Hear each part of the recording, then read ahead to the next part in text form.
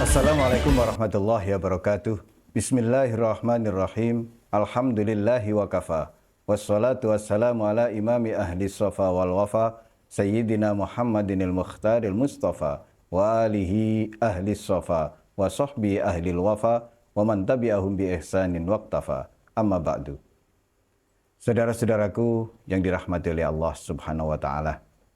Tidak pesan-pesannya, mari kita terus upaya mengkaji ilmu Allah melalui kitab Wasiyatul Mustafa yang berisikan wasiat-wasiat Nabi Al-Mustafa kepada Sayyidina Ali bin Abi Thalib karamallahu wajhah. Melalui kitab Wasiyatul Mustafa ini berharap kita semua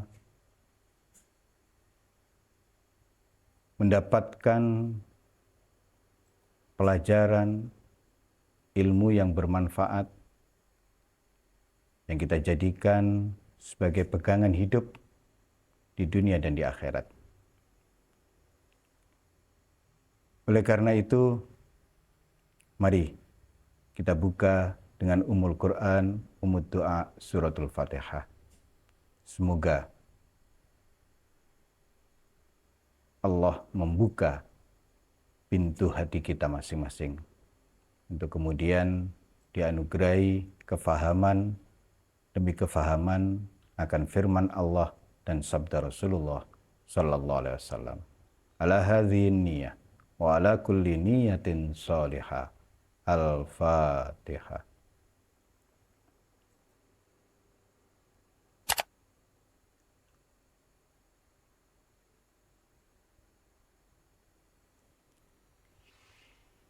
Qala Rasulullah sallallahu alaihi wasallam, ya Ali, idza bakal yatim ihtazzal arsh. Fayuqalu, ya Jibril, wassi'in nara liman abkah, wa wassi'il jannah liman adhakah.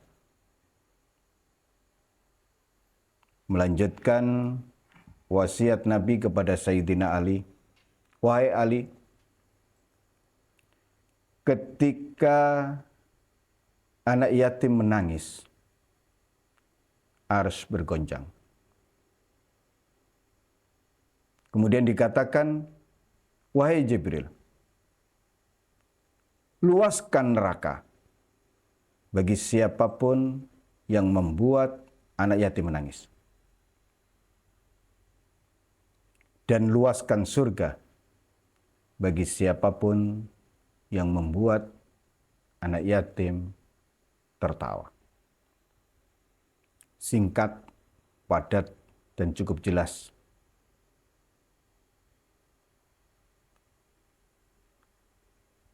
Ketika anak yatim menangis, arsy bergoncang. Dan kita tahu satu hal yang tidak dimiliki oleh anak yatim adalah kasih sayang dari orang tuanya. Anak-anak yang lain mendapatkan itu, tapi anak yatim tidak. Dari sinilah kemudian wasiat Nabi kepada Sayyidina Ali ini menyampaikan pesan betapa selama ini bertahun-tahun ia mendambakan kasih sayang. Tapi kemudian ada orang yang membuatnya menangis. Iya, Nabi sampai malaikat Jibril diperintahkan oleh Allah untuk meluaskan neraka bagi siapapun yang membuat anak yatim menangis. Saudara-saudaraku yang dirahmati oleh Allah Subhanahu wa taala, kita tahu bahwa junjungan kita Nabi Agung Muhammad SAW sejak bayi, sejak lahir, beliau sudah ditinggalkan oleh bapaknya Sayyid Abdullah. Kemudian di usianya yang baru 6 tahun, ia ditinggal oleh ibunya. Nabi kita betul-betul merasakan apa yang dirasakan oleh anak-anak yatim. Oleh karenanya, beliau bersabda, "Ana wa kafilul yatim kahataini fil jannah." Jadi kahata ini beliau memberi isyarat dengan jari telunjuk dan jari tengah, menunjukkan kedekatan Nabi kita dengan siapapun yang takaful. Takaful itu menanggung hidup anak yatim, menjamin secara ekonomi kehidupan anak yatim. Bahkan tidak hanya kebutuhan jasmaninya, kebutuhan rohaninya juga dipenuhi. Lebih-lebih menjamin akan bentuk kasih sayang. Yang kita tahu seringkali kemudian diungkapkan secara bahasa dengan mengelus kepalanya dan yang semacamnya. Yang sebenarnya itu bukan dalam bentuk lahiriah, tapi benar-benar ungkapan kasih sayang. Yang itu tumbuh dari hati yang bening, hati as-safa.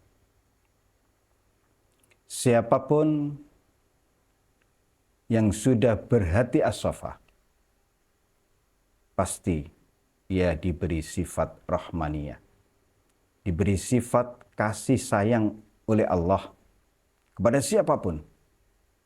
Lebih-lebih mereka-mereka yang butuh uluran kasih sayang. Ini juga bagi mereka-mereka yang sudah mengenal kediriannya dengan baik dan benar. Orang-orang yang sudah ma'rifatun nafsi, mengenal siapa sejatinya dirinya, ia akan diberi, dianugerahi sifat rahmaniyah, sifat pengasih dan penyayangnya Allah.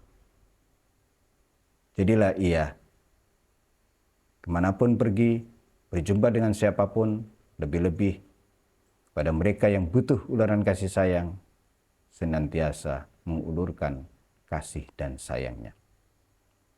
Saudara-saudaraku yang dirahmati oleh Allah Subhanahu wa Ta'ala, banyak sekali ayat-ayat yang menjelaskan tentang ancaman bagi siapapun yang menyakiti, yang menghardik, yang pada intinya yang membuat anak yatim menangis, diancam oleh Allah. Sebaliknya, siapapun yang bisa menyenangkan, membahagiakan, dan seterusnya kepada anak-anak yatim piatu, ia dijanjikan diluaskan surga untuknya. Kalau secara istilah, anak yatim adalah mereka yang sejak kecil telah ditinggal mati oleh orang tuanya, bapaknya, ibunya. Di istilah lain ada yatimul ilmi,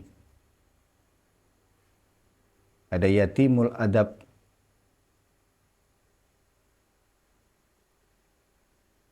Mereka-mereka yang tidak berilmu, mereka-mereka yang tidak beradab, mereka itu juga anak yatim. Yatimul ilmi wal adab, istilahnya seperti itu. Nah,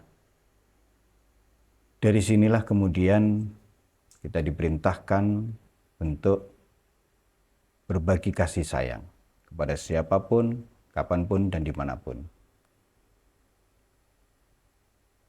Seseorang yang diberi kemampuan, kelebihan dari satu sisi, hendaklah kemudian berbagi kepada orang lain dari sisi yang ia tidak punya. Orang yang berilmu, ya hendaklah berbagi kepada mereka yang tidak berilmu. Orang yang beradab, hendaklah mereka kemudian juga berbagi dengan memberikan contoh kepada mereka yang belum beradab. Karena mereka juga termasuk definisi yatim. Akan tapi benar-benar yang dimaksudkan di wasiat Nabi kepada Sayyidina Ali ini adalah anak-anak yatim piatu, anak-anak yang ditinggal mati oleh kedua orang tuanya, yang kemudian tidak menemukan pengganti dari kedua orang tuanya. Saudara-saudaraku yang dirahmati oleh Allah Subhanahu wa Ta'ala,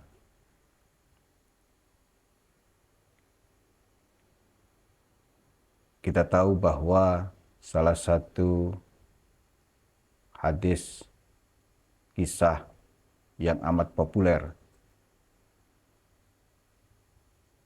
pada suatu hari